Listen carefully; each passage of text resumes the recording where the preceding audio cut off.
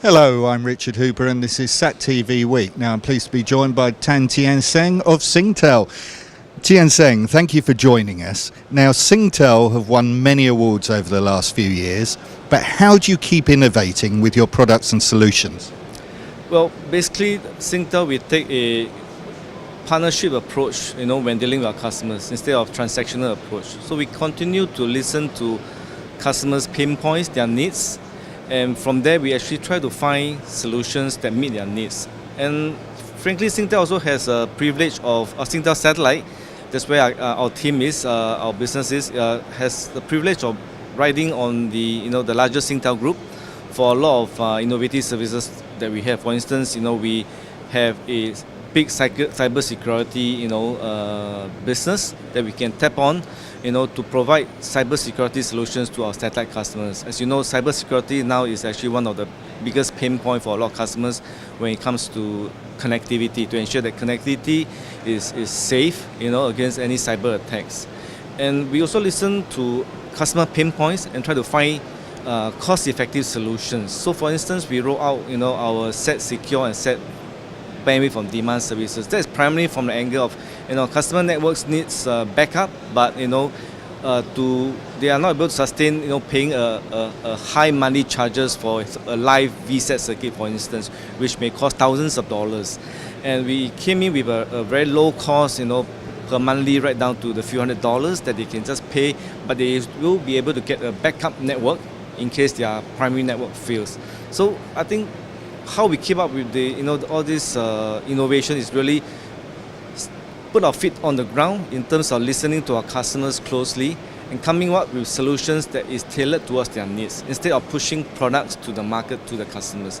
So I think that's one of the mantra that we adopt to ensure that we keep up our innovative solutions for our customers. Now there's a lot of disruptive technologies and developments in the satellite sector. How does Singtel keep pace?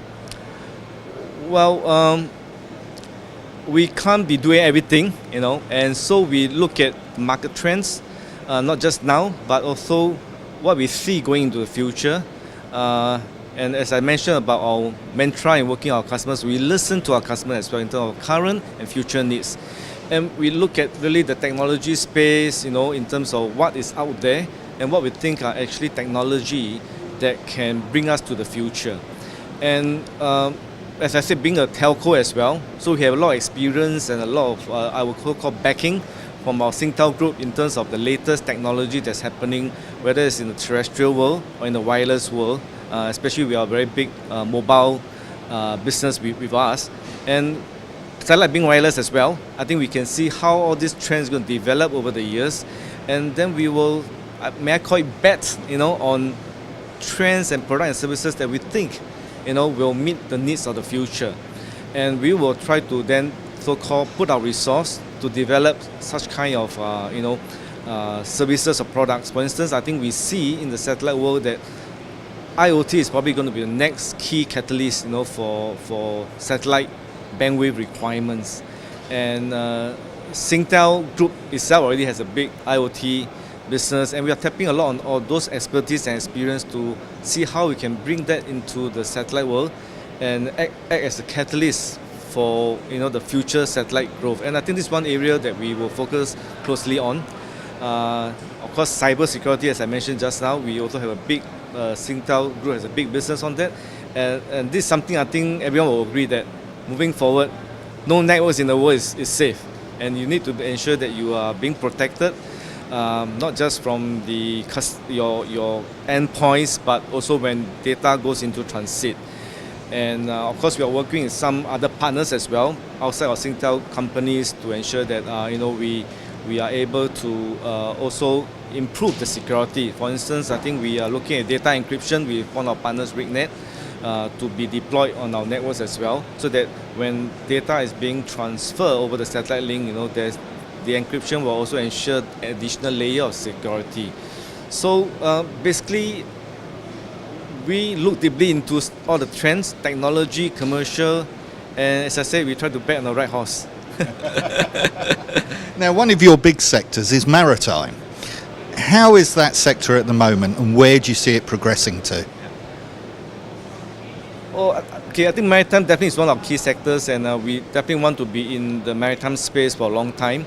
Last few years, I think it's going through very rough waters.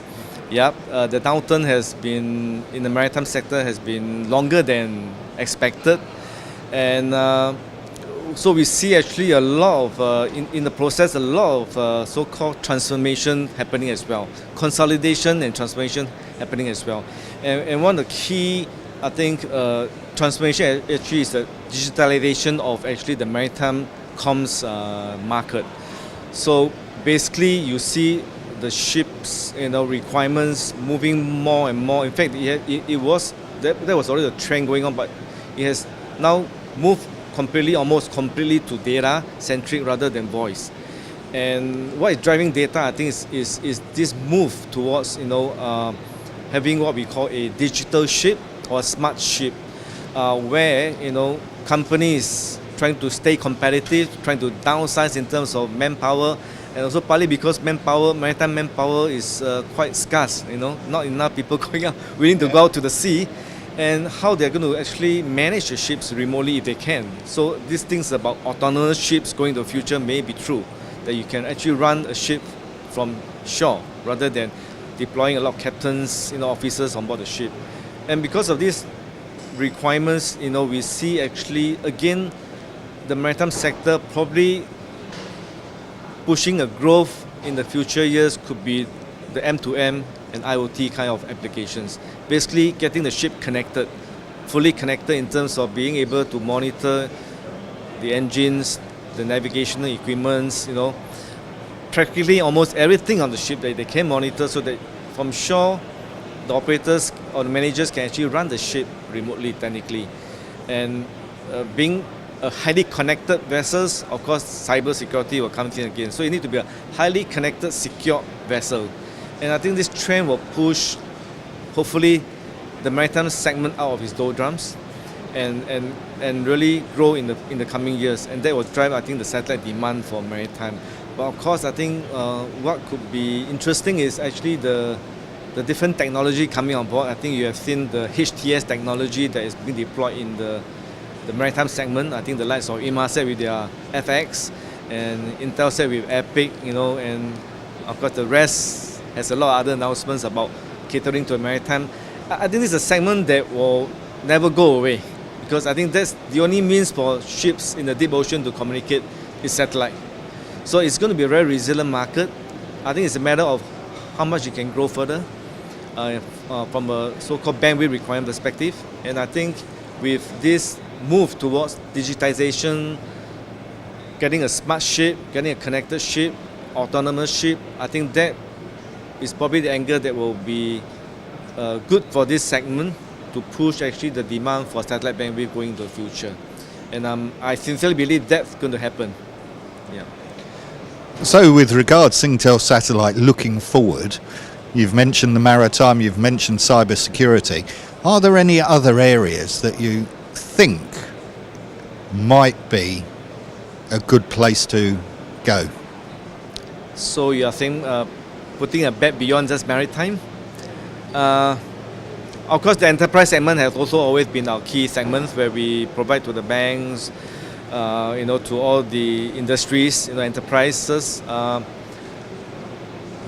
One segment which I think personally, which doesn't speak for my company whether we'll go into that segment, but I think from a promise, from a growth perspective, I think the aviation industry is actually quite interesting. Singtel used to be involved in that industry with when we launched our Inmarsat Aero services more than 20 years back. Yeah, so we were one of the pioneers with the Inmarsat Aero services. And actually it's a segment that is holding a lot of promise. Just look at the number of flight sectors, number of airplane flights between countries around the world is huge compared to maritime in terms of number of hours spent in air, so to speak, where you may need communications. I guess it's it's a segment that has all this inherent demand that is waiting, I think, for the right product mix, right price point to really explode and become the next growth segment of the satellite industry. Because as I said, just look at the sheer number of flights, number of passengers on board. And one key thing I think is about, smart devices now being very prevalent. Even when you're traveling, you can't just leave your smart devices alone, right? And this requirement to be connected all the time, 24 hours, so to speak, could be the catalyst, for driving the aviation requirement for bandwidth going forward. I think it's for all the operators, all the satellite operators who's providing all these aviation services to find the right product and price point to open up this market. I think it's one of the growth segments. And the other, of course, I mentioned IoT, which we are playing in as well. It's going to be, I think, one of the future catalysts for satellite growth. Somehow, this whole world is going to be more connected, and not just human, but machines as well. So I think that is going to be the few key drivers, I think, that will augurs well for the satellite industries. And satellite industry will always be around because there will always be places, situations where there is no other means of communications. And satellite, being given its technology, being wireless, being very broad in terms of its coverage, will always find its place in this whole world. Tian Seng, thank you very much. Thank you.